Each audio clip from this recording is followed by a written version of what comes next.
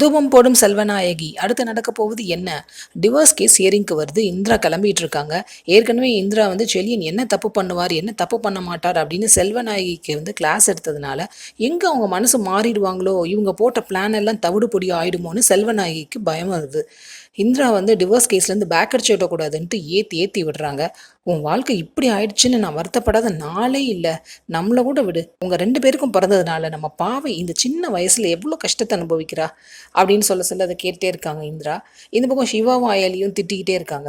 அன்றைக்கி அந்த சின்ன குழந்தைய சாப்பிட கூட விடலை, இன்றைக்கி என்னமோ ரொம்ப அக்கறை இருக்கிற நல்லவங்க மாதிரியே பேசுகிறாங்க அப்படின்னு செல்வநாயகி சொல்கிறாங்க. இதை நீ மனசில் வச்சுக்கோ இந்திரா, அங்கே அவன் என்ன நாள் நாடகம் ஆடுவான், அதெல்லாம் நம்பி நீ ஏமாந்துடாத அப்படின்னு சொல்கிறாங்க.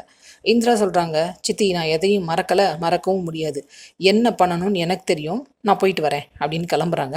அப்போ அயலியும் சிவாவும் நாங்களும் உங்கள் கூட வரோம் அப்படின்னு கிளம்புறாங்க. இதை கேட்டதும் செல்வநாயகிக்கு அப்படி நெருப்பள்ளி கொட்டின மாதிரி இருக்குது. எங்கே இதுங்க 2 பேரும் போனால் டிவோர்ஸை தடுத்து நிப்பாட்டிடுங்களோ, இந்திராவையும் செல்லியனையும் சேர்த்து வச்சுருங்களோ அப்படின்னு அவங்களுக்கு ஒரு பயம் இருந்துகிட்டே இருக்குது. அடுத்து நடக்க போகுது என்ன? செல்வநாயகி என்னென்ன பிளான் வச்சுருக்காங்க? இதுக்கெல்லாம் இந்திரா மயங்குவாங்களா? வெயிட் பண்ணி பார்ப்போம். சீரியல் அப்டேட்ஸ்க்கு எங்கள் சேனலை சப்ஸ்கிரைப் பண்ணுங்கள். மீண்டும் அடுத்த அப்டேட்டில் சந்திப்போம்.